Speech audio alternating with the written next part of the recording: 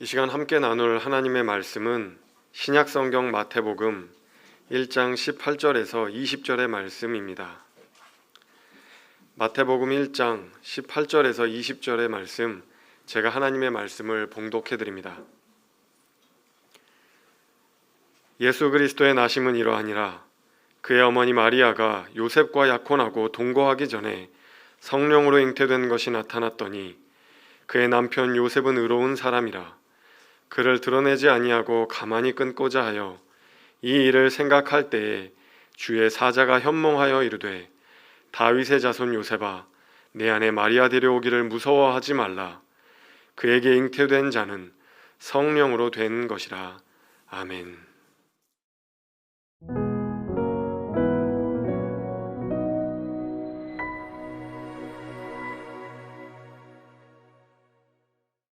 자, 대림절 세 번째 주일인데 오늘은 우리가 이 대림절에 무엇을 준비해야 하는가 하는 것에 대한 생각을 같이 해보려고 합니다. 여러분 아시죠? 그 신랑을 기다리던 열 처녀, 여러 가지 준비해야 될 게 많이 있었겠죠. 옷도 준비해야 되고 또 화장도 잘 준비해서 해야 되겠고 또 선물도 준비해야 되겠는데, 주님이 좋아하시는, 그러니까 주님이 원하셨던 준비물은 기름이었습니다. 그러니까 우리가 생각하는 준비물하고 우리 주님이 생각하는 준비물하고 다르다고 하는 거죠. 대림절도 역시 마찬가지입니다. 우리가 크리스마스, 성탄절 준비하면서, 맞이하면서 우리는 여러 가지 마음이 들뜨고 또 기뻐서 이것저것 준비도 하고 그러지만, 정작 우리 주님께서 우리에게 준비하라고 하시는 것이 무엇인가 하는 것을 오늘 이 시간에, 짧은 시간이지만 같이 생각해 보려고 합니다. 설교 서두에 여러분들에게 하나 체크리스트를 좀 드리도록 하겠습니다.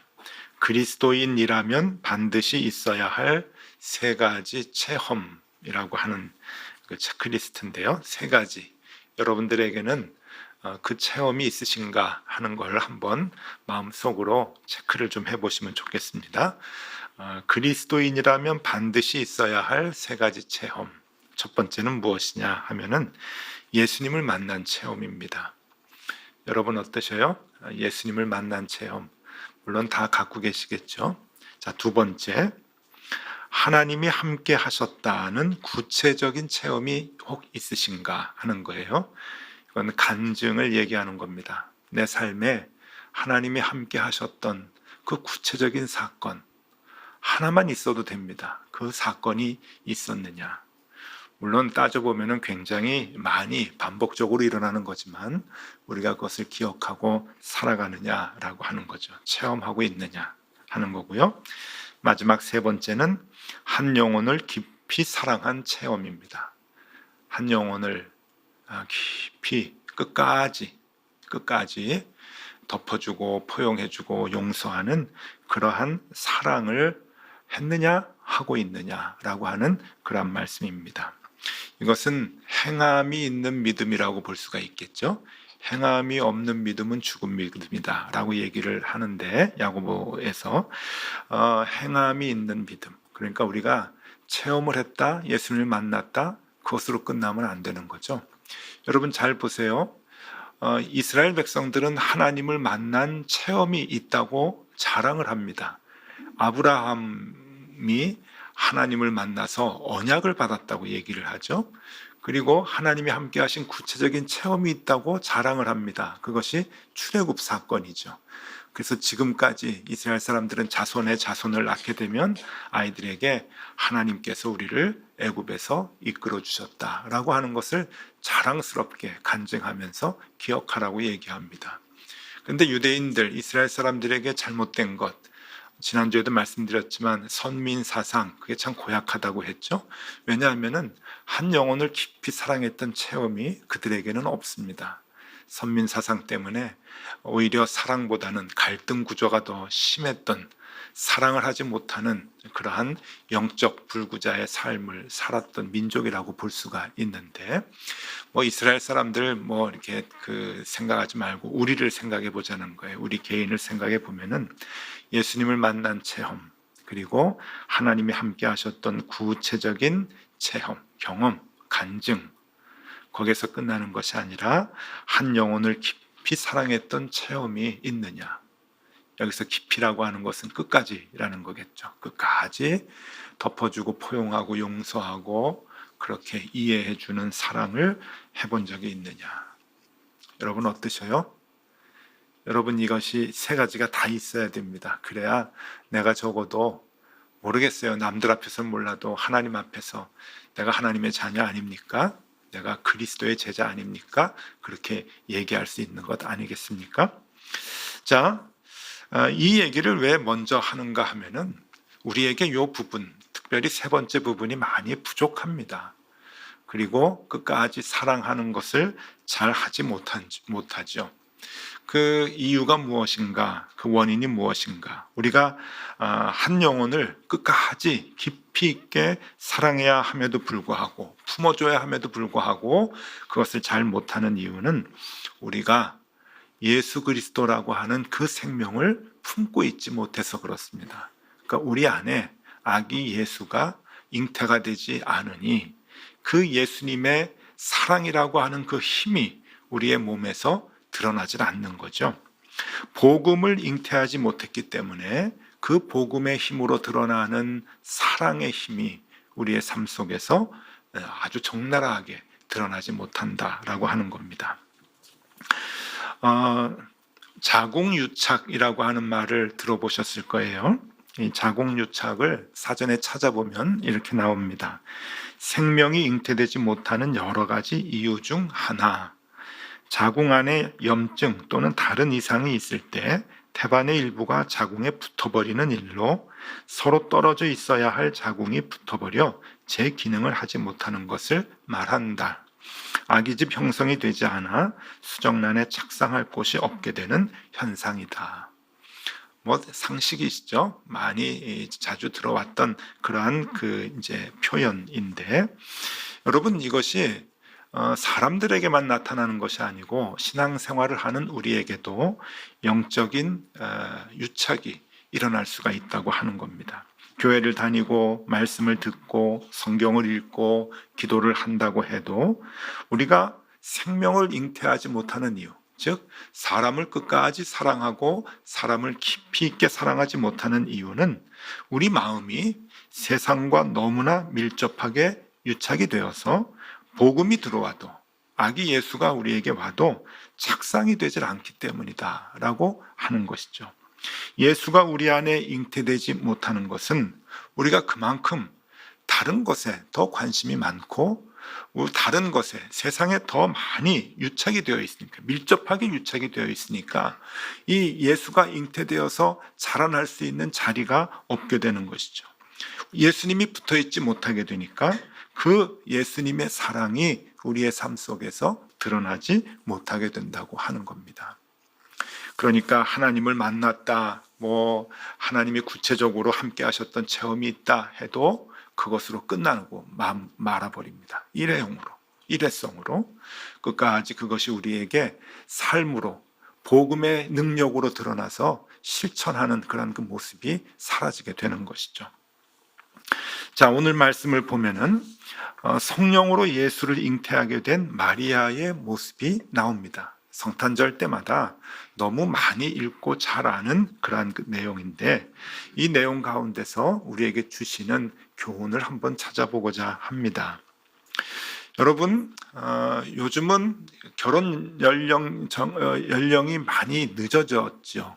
그리고 결혼 정년기라고 하는 게 예전에 비해서 많이 뒤로 늦춰졌습니다. 그리고 결혼을 해도 또 아이를 갖고 낳는 나이도 많이 이제 늦춰졌죠.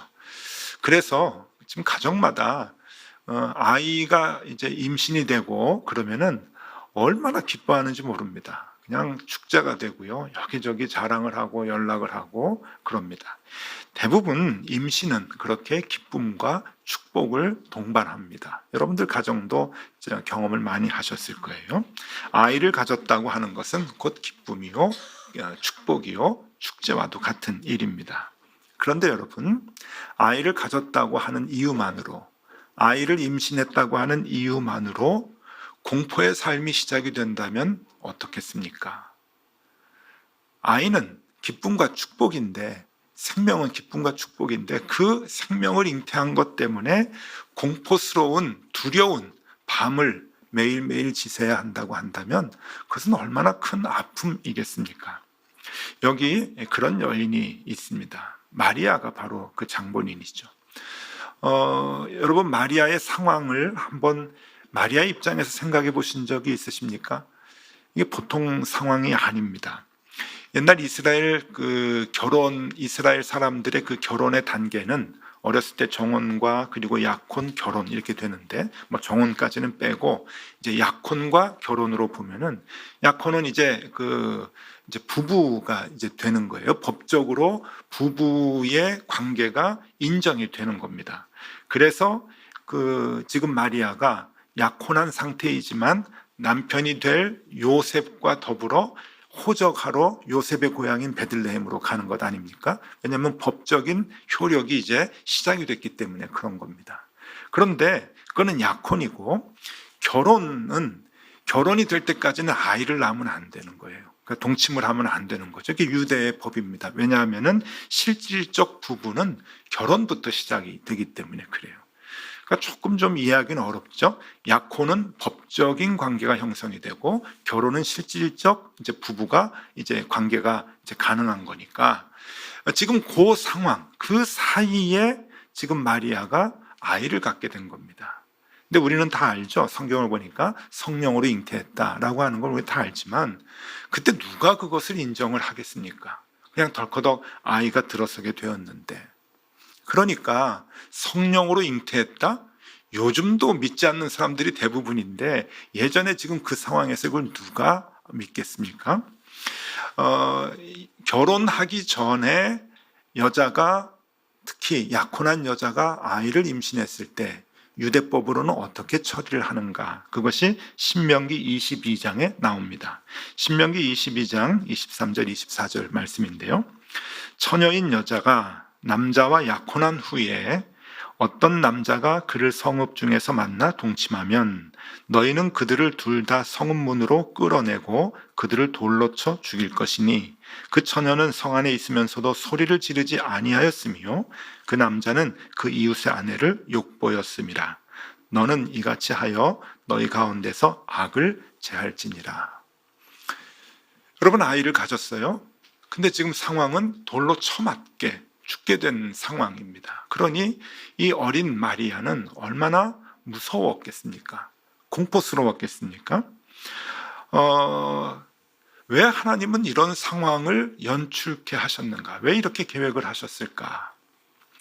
예전에 제가 부목사로 있었을 때 교회에서 남자 집사님들하고 성경 공부를 했는데 그때 생각이 좀 납니다.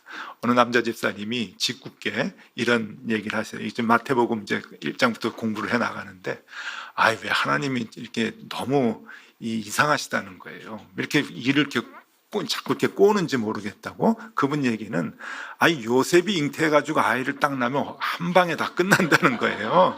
이적도 그런 이적이 없고, 남자가 아이를 낳으면은 이 어마어마한 사건이기 때문에 다 이 일이 해결이 될 텐데, 왜 하나님은 이렇게 만드셨는가? 아무도 믿지 못하게 왜 그 성령으로 잉태해서 낳을 때까지 의심하게. 남자가 막 배가 부르고 애를 낳으면은 봐도 다 알잖아요. 그래서 제가 할 말이 없더라고요. 이분의 상상력은 뭐 대단하다 싶은데, 여자의 후손이 너희를 구원할 것이다 하는 구약의 그 예언을 이루시려고 한다면 마리아가 낳는 게 맞죠. 저는 이제 그분 같이 그렇게 엉뚱한 생각은 안 했지만 이런 생각은 해봤어요. 마리아가 얼마나 힘들었을까 하는 생각을 하면서, 왜 하나님은 요셉과 같이 있었을 때 나타나지 않으셨을까? 왜 천사를 보내지 않으셨을까? 세상 모든 사람들이 다 돌로 쳐 죽이려고 해도 내가 사랑하는 그 남자 한 사람만 나를 인정해 주면 내가 좀 견딜 수 있을 텐데 라고 하는 생각을 좀 해봤거든요. 하나님은 왜 이렇게 시간을 못 맞추시고 마리아에게 먼저 나타나셔가지고 마리아가 그 큰 짐을 혼자 지고 가게 하시는가? 여러분, 오늘 본문을 보면은 시간차가 있어요. 요셉은 몰랐잖아요. 그래서 요셉이 가만히 끊고자 했다 하고 19절에 나옵니다. 그리고 그 마음을 결단하고 있을 때 하나님이 요셉에게 나중에 나타나요. 그거 아니다. 끊으면 안 된다. 그러면서 마리아가 잉태한 것은 성령으로 한 것이다 라고 하는 것을 얘기를 해주죠. 처음부터 좀 같이 있을 때 얘기해 주시면 얼마나 좋았을까 하는 생각은 지금도 합니다. 지금도.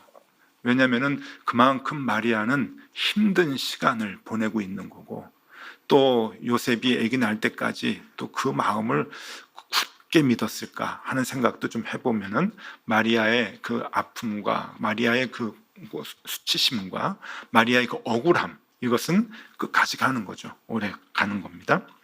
자, 이런 상황에서 마리아가 아기 예수를 어떻게 잉태할 수 있었겠는가? 왜 하나님은 이런 상황을 만드셨을까? 우리에게 주는 교훈이 반드시 있다고 얘기를 했죠. 자, 지금 상황은 뭡니까? 약혼한 사람의 의심, 그리고 이미 다 깨어진 관계입니다. 깨어졌죠. 가만히 끊고자 했다고 하는 것은 다 깨진 거고요. 성경에 보면 요셉이 아주 점잖았던 사람 같아요. 의로웠다고 그러니까. 그러니까 그렇게 점잖게 이제 일을 해결하려고 했던 것이죠. 그래도 한때 사랑했던 사람인데 피를 볼 수 있겠는가? 어떤 그런 생각이 있었던 것 같아요. 자, 두 사람에게 다 사회적인 위협이 있게 되고, 그리고 억울한 마음, 마리아에게는 억울한 마음이 있고 수치심이 있고 공포가 있고 두려움이 있고 죽음의 위협이 있었던 상황입니다. 자, 어떻게 예수를 잉태하게 되었을까? 바로 그거죠. 억울한 마음, 수치심, 두려움, 공포, 죽음에 대한 두려움. 여러분, 이 상황이 아기 예수를 갖게 되는 것이죠. 잉태하게 되는 것이에요. 생명을 잉태한다고 하는 것은 억울함과 수치심과 그 두려움들, 이런 것들을 내려놔야 되는 것이죠. 억울한 것 때문에 나는 못 견뎌, 수치스러운 거 나는 있을 수 없어 라고 하는 내 고집을 먼저 생각을 하면은 여러분, 아기 예수를 잉태하기는 어렵습니다. 불가능했던 것이죠. 그렇기 때문에 억울함과 수치심, 그것을 다 내려놓고 그것을 감안을 했을 때 이 마리아는, 그리고 이 요셉에게는 생명을 품을 수 있는 그러한 엄청난 복을 얻게 되는 것이죠. 자, 우리의 일상도 마찬가지입니다. 여러분, 우리가 살아가는데 많이 힘든 것 중에 하나가 관계 아닙니까? 관계가 깨져가지고 굉장히 힘들죠. 물론 이제 돈의 문제도 있고 건강의 문제도 있지만 관계의 문제 무시 못합니다. 그 인간관계가 다 깨지면서 우리의 삶이 하루하루 늘 힘들고 어려운 것, 부부의 문제도 그렇고 자녀와의 문제도 그렇고 직장 동료와의 문제도 그렇고 또 교인들끼리는 안 그렇습니까? 이 관계들이 다 깨지는 이유가 무엇입니까? 거슬러 올라가면 문제는 하나입니다. 억울함과 수치심이죠. 난 잘못하지 않았는데 왜 그래? 조금이라도 내가 잘못했다고 얘기하면 억울하다고 생각을 할 거예요. 수치스럽다고 생각을 할 거예요. 저 사람이 잘못했지, 얘네들이 잘못했지, 왜 내가 잘못했나? 그래가지고 자기가 잘못했다는 얘기를 못해요. 억울하니까, 수치스러우니까. 그런데 여러분, 그 억울함과 수치스러움을 내려놓지 못하면 관계 회복 안 됩니다. 그 생명이 다시 살아날 수 없어요. 마리아가 그 마음을 품고 예수를 감싸 안았을 때 거기에 생명이 살아났다고 하는 것을 우리는 기억할 필요가 있습니다. 교회를 오래 다녀도 신앙이 있다 해도 가만히 살펴보면 관계없는 것 같아요. 다 사람 때문에 상처 입고 사람에게 상처를 주고 받고 하면서 힘들어 하는데 이건 신앙하고 관계가 없더라고요. 자기 성격하고 관계가 있죠. 억울해하고 수치심 느끼고 그러는 자존심 강한 분들이 더 많이 그러는 것 같아요. 그런데 여러분, 정말 나는 잘못이 없고 남들에게만 잘못이 있을까? 다 그렇게 생각하시죠? 나는 잘못 없고 남들이 잘못이 있어가지고 관계가 깨진다고 생각을 하는데, 여러분, 제가 책을 한 권 좀 소개해 드릴 텐데요. 스크루테이프의 편지라고 하는 책입니다. C.S. 루이스가 쓴 책인데, 이분이 이제 설정을 해놓고 이제 쓰는 이제 책이 재밌는 책이에요. 여러분들에게 좀 권해드립니다. 스크루테이프라고 하는 이름인데 누군가 하면은 사탄입니다. 사탄, 삼촌 사탄이 웜우드라고 하는 조카 사탄에게 쓴 책이에요.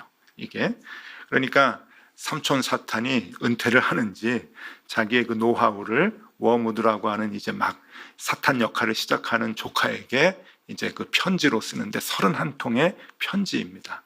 그러니까 이 편지의 내용은 뭔가 하면은 어떻게 하면 인간들을 악하게 만드느냐, 어떻게 하면 인간들을 예수 하나님으로부터 멀어지게 하느냐, 어떻게 하면 인간의 삶을 아주 그 비참하고 초췌하게 만드느냐 하는 그 내용들을, 그 노하우를 이제 그 조카에게 써주는 거예요. 그런 설정으로 쓴 이제 책인데, 여기 31통의 편지 중에서 세 번째 편지 중에 이런 내용이 있습니다. 눈여겨볼 필요가 있어서 여러분들에게 소개를 해드립니다. 자, 삼촌 사탄이 조카에게 얘기합니다.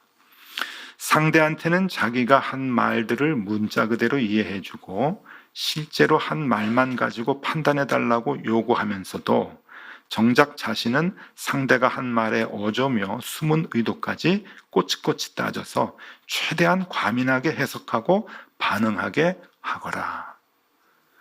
사탄이 우리에게 들어와가지고 우리의 마음을 그렇게 만드는 거예요. 물론 상대편에도 똑같은 짓을 해야 하겠지.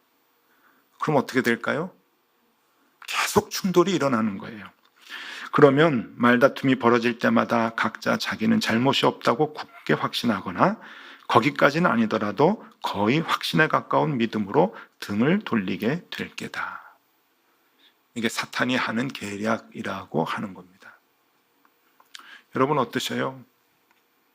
나는 잘못이 없죠. 모든 관계가 다 단절되면 나는 잘못이 없고 그쪽이 문제라고 생각을 하는데 그게 사탄이 주는 마음이라고 하는 겁니다.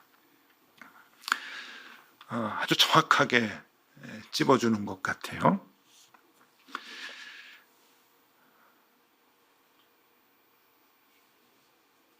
억울한 것도 좀 있죠. 수치스러운 것도 좀 있고요. 여러분 분명히 아셔야 됩니다. 그 마음이 있다면 우리는 생명을 품을 수 없어요. 생명을 품을 수 없어요. 사람을 살리고 죽이려고 하는 게 뭡니까? 관계가 단절되면 죽이는 거잖아요. 나도 죽고 그 사람도 죽고. 예수 그리스도의 생명이 있으면 그 생명을 가지고 우리가 사랑을 갖고 품어야 되는데 우리 안에 예수가 없으니 생명이 우리 안에 잉태되지 못하니 그 능력이 우리의 삶 속에도 드러나지 못하는 것이죠. 그래서 여러분 우리 대림절 기간에 준비해야 될 게 있다고 했잖아요. 이거 준비해야 됩니다. 다른 거 뭐 가족들에게 줄 선물, 가까운 사람에게 줄 선물 그런 거 준비하는 것도 좋겠지만요. 더 중요한 준비물이 하나 있습니다. 그게 뭔가요? 관계를 회복하는 거예요. 여러분 관계를 회복하셔야 됩니다. 그게 성탄절을 맞이하는 가장 중요한 준비입니다. 가장 뜻깊은 준비이고 가장 소중한 준비이죠. 여러분 혹시 여러분 사이에서 가정에서든지 일터에서든지 혹은 교회에서든지 어떤 관계이든지 관계가 좀 껄끄럽고 관계가 단절된 그러한 분들이 계십니까? 성탄절 안에 해결하면 좋겠습니다. 억울하십니까? 내가 먼저 손 내밀기 억울하세요? 좀 수치스러우십니까? 마리아는 어땠을까요? 돌로 쳐 죽임을 당하는 상황인데 참고 견뎌야 예수를 잉태할 수 있는 것 아닙니까? 왜 우리가 그것은 배우지 못할까요? 왜 우리는 사람을 잉태하지 못하고 살리지 못하고 자꾸 죽일까요? 여러분, 예전에 저 어렸을 때 교회들마다 1년에 한 번씩 총동원 전도주일 했습니다. 총동원 전도주일 하면은 전도할 사람 이름 내가지고 내기도 했어요. 전화번호도 쓰고. 그걸 태신자 운동이라고 하죠. 태신자 운동. 그때는 그게 태신자 운동인 줄 알았어요. 근데 나중에 커서 보니 그것은 태신자 운동이라고 볼 수가 없어요.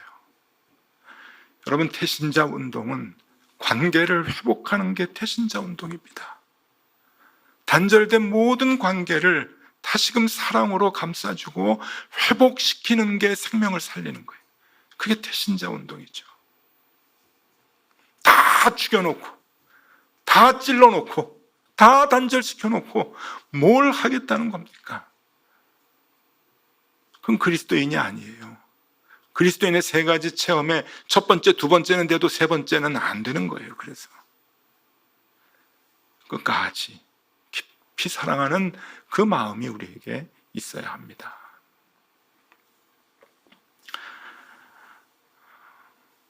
후안 까를로스 오르티즈라고 하는 목사님이 계십니다. 사진을 보여드리면 잘생기셨어요. 예, 참 선하게 이렇게 얼굴만 봐도 성품이 막 느껴지는 그런 분인데 정말 그렇게 사셨던 분입니다. 근데 저분이 주님과 동행하십니까? 라고 하는 책을 썼는데 간증과 같은 책이에요. 그래서 우리에게 어떻게 살아야 하는가라고 하는 것을 자신의 경험을 통해서 이제 얘기를 해주는 책인데 이분은 아르헨티나 분입니다. 그래서 아르헨티나의 부에노스아이레스에서 교회에서 이제 목회를 했는데 그 교회에서 180명이 되는 이제 교회에 부임해서 목회를 했는데 2년 만에 600명이 됐대요. 근데 이런 일이 이제 한국에서는 뭐 간혹 이제 뭐 자주 주변에서 이제 보는데 아르헨티나에서는 이렇게 흔치 않았던 일이었나 봐요. 그러니까 사람들이 주목을 하게 되고, 야, 너 목회 잘하는구나. 그러면서 일약 유명하게 된 거예요. 아유, 저 친구 어떻게 저렇게 교회를 부흥시켰지, 성장시켰지, 이제 그러는 거예요. 그렇게 이제 유명세가 좀 있고 그러다가 나중에 미국의 LA에 있는 크리스탈 처치라고 수정교회라고 지금은 이제 카톨릭 쪽으로 이제 건물이 넘어갔는데 옛날에 아주 영향력 있는 큰 교회였죠. 거기에서 히스패닉 계통의 그 교인들을 담당하는 목사가 돼서 사역을 합니다.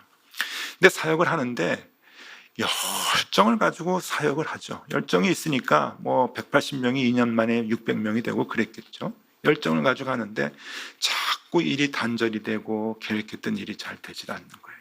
관계가 자꾸 깨지고. 그러니까 너무 힘들고 이제 어려웠던 거죠. 너무너무 괴로워가지고 하나님 앞에 짜증을 내고 대들었답니다. 그래서 하나님께 어느 날은 깊이 기도하면서 이렇게 기도를 했다고 그래요.